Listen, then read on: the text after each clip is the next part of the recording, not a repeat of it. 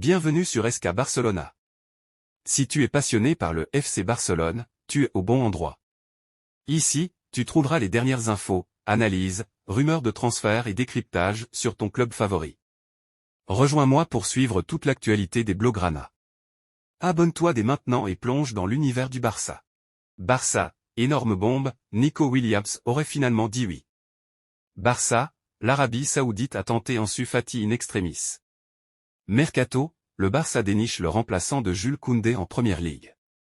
Mercato, le Barça a recalé un club italien pour Ferran Torres. Flick enregistre un renfort pour la rencontre contre Valence. Coupe du Roi, Lewandowski face à sa victime préférée. Barça, coup de tonnerre, Nico Williams aurait finalement dit oui.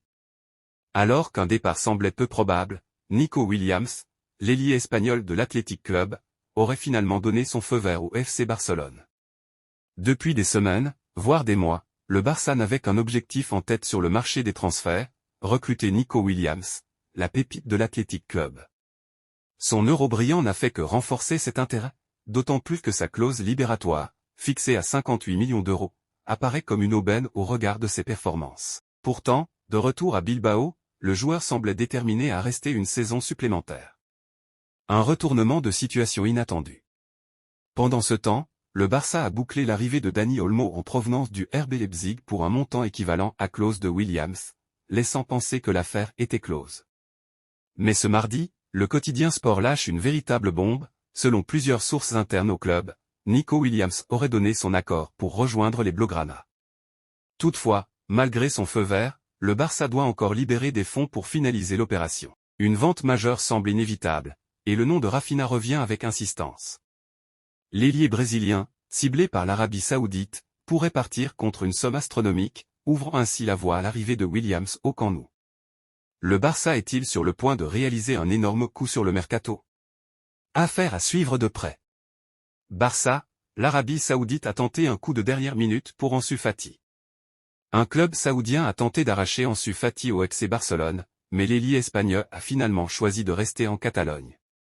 Une situation compliquée pour Ansu Fati. En grande difficulté au Barça, Ansu Fati peine à s'imposer sous les ordres d'Hansi Flick.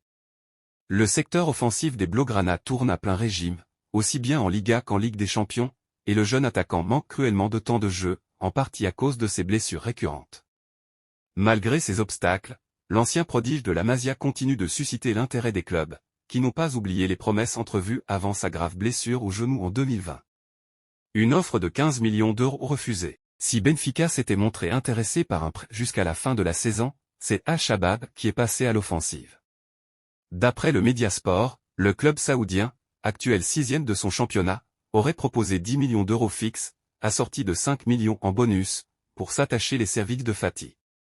Cette offre aurait offert une bouffée d'oxygène aux finances barcelonaises, tout en allégeant la masse salariale du club, l'ailier étant le troisième joueur le mieux payé derrière Lewandowski et De Jong. Mais Ansu Fati n'a pas cédé à la tentation et a décliné la proposition, convaincu qu'il peut encore s'imposer au Barça. Reste à voir si ce pari sera payant pour le joueur. Mercato, le Barça a trouvé le remplaçant idéal de Jules Koundé en Première Ligue. Le FC Barcelone aurait identifié un défenseur évoluant en Angleterre pour prendre la relève de Jules Koundé sur le flanc droit de la défense. Le Barça a déjà tourné vers le prochain mercato. Bien que le marché des transferts hivernales soit désormais clos, le Barça prépare activement ses prochaines recrues. Avec l'ambition de renforcer son effectif, le club catalan scrute plusieurs profils, notamment pour renforcer le côté droit de sa défense. Parmi les joueurs ciblés, un nom ressort particulièrement, un talent de Première Ligue qui pourrait parfaitement s'intégrer au collectif Blaugrana. Daniel Muñoz dans le viseur des Blaugrana. D'après la chaîne colombienne Antena 2, le Barça s'intéresse de près à Daniel Muñoz, latéral droit de Crystal Palace. Le défenseur colombien s'est distingué cette saison en Première Ligue avec 2 buts et 3 passes décisives en 23 matchs, attirant l'attention de plusieurs cadors européens, dont Manchester City et Chelsea. Malgré cet intérêt grandissant, Muñoz ne compte pas précipiter sa décision. Sous contrat avec Crystal Palace jusqu'en 2027, sa valeur est estimée à environ 25 millions d'euros. Une somme abordable pour un joueur qui pourrait représenter une solution solide et durable pour le Barça. Un rêve de jouer pour Barcelone. Un atout majeur pour les Blaugrana. L'attachement de Muñoz au club catalan. En 2020, Alors qu'il rejoignait Genk depuis l'Atlético Nacional, le défenseur colombien avait confié son admiration pour le Barça. Mon rêve est de jouer pour Barcelone un jour. Un rêve qui pourrait bien devenir réalité cet été, si le club catalan décide de passer à l'action. Avec son profil dynamique et son expérience en Premier League, Muñoz pourrait être le successeur idéal de Jules Koundé sur le flanc droit. Affaire à suivre de près dans les prochains mois. Mercato, le Barça a recalé un club italien pour Ferran Torres. Le FC Barcelone a refusé une offre venue d'Italie pour Ferran Torres en toute fin de mercato, affirmant sa volonté de conserver l'attaquant espagnol. Un intérêt italien repoussé. Les dernières heures du marché des transferts sont souvent agitées, et cette fois encore, plusieurs clubs ont tenté des coups de dernière minute. En Italie, l'AC Milan, en quête d'un renfort offensif après le départ d'Alvaro Morata vers Galatasaray, avait jeté son dévolu sur Ferran Torres, selon Marca. Mais la réponse du Barça a été claire, l'attaquant n'est pas à vendre. Ferran Torres, un élément clé du Barça de Flick. Longtemps critiqué et perçu comme un choix discutable par certains supporters, Ferran Torres a su inverser la tendance. D'abord considéré comme remplaçant, il s'est imposé comme un élément incontournable du collectif d'Hansi Flick, capable de suppléer Robert Lewandowski et de faire basculer des rencontres.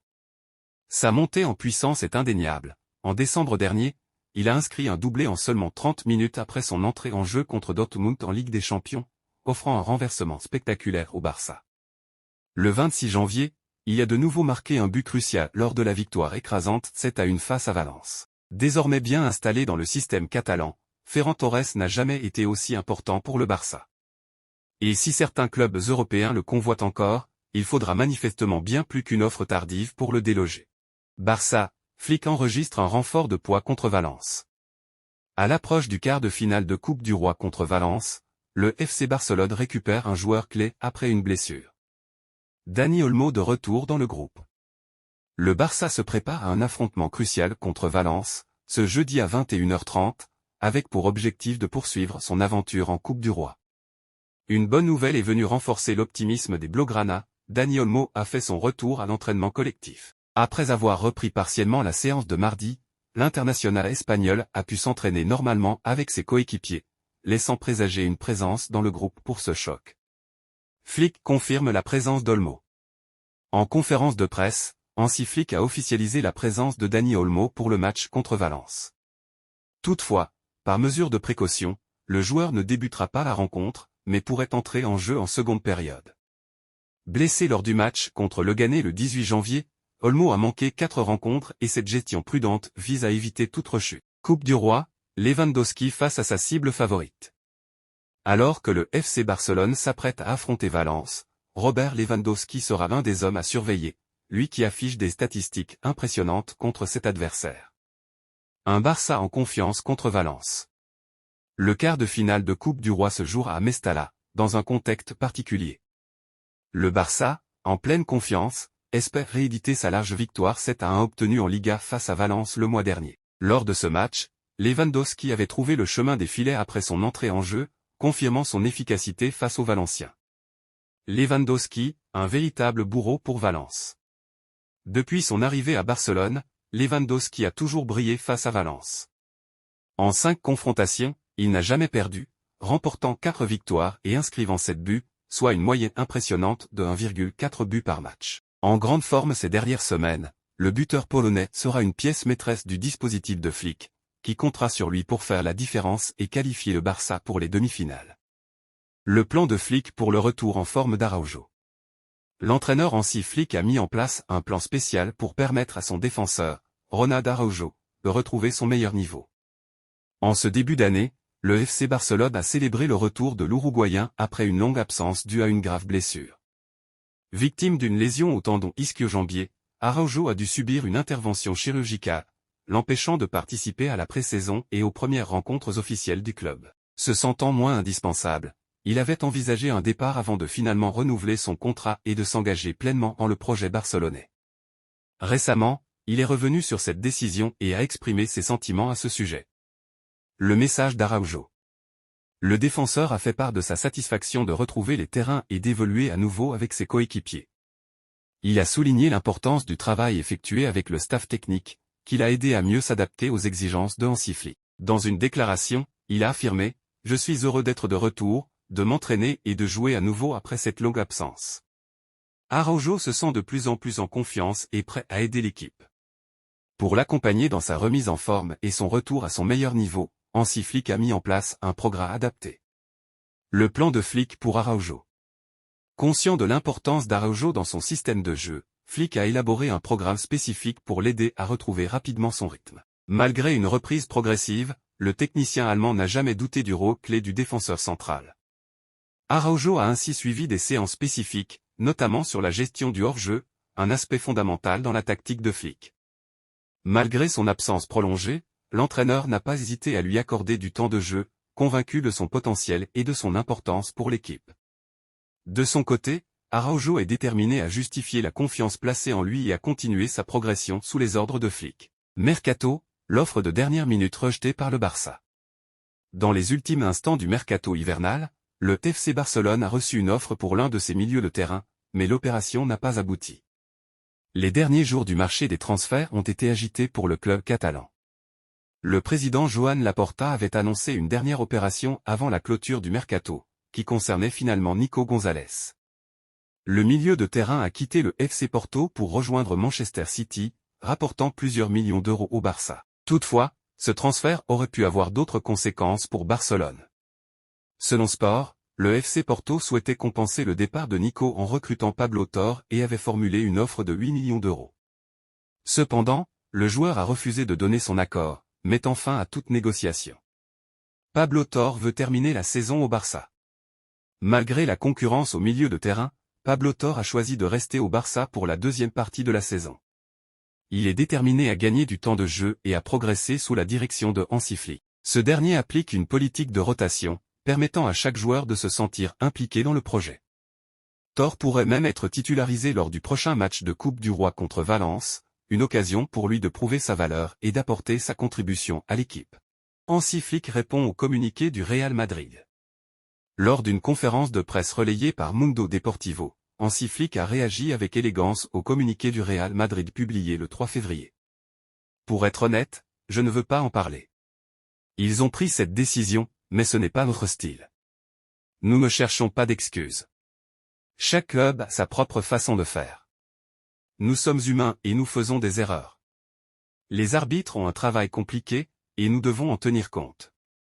Ce n'est pas facile pour eux. Pour rappel, le Real Madrid avait publié un communiqué officiel exprimant son mécontentement face à certaines décisions arbitrales lors du match contre l'Espanyol le 1er février. Le club madrilène a adressé une réclamation formelle à la Fédération royale espagnole de football et au Conseil supérieur des sports, dénonçant l'impact de ces erreurs sur le déroulement de la rencontre et demandant des mesures pour éviter de telles situations à l'avenir. En refusant d'entrer dans cette polémique, Hansi Flick affiche une approche différente, préférant se concentrer sur le travail de son équipe plutôt que sur les décisions extérieures.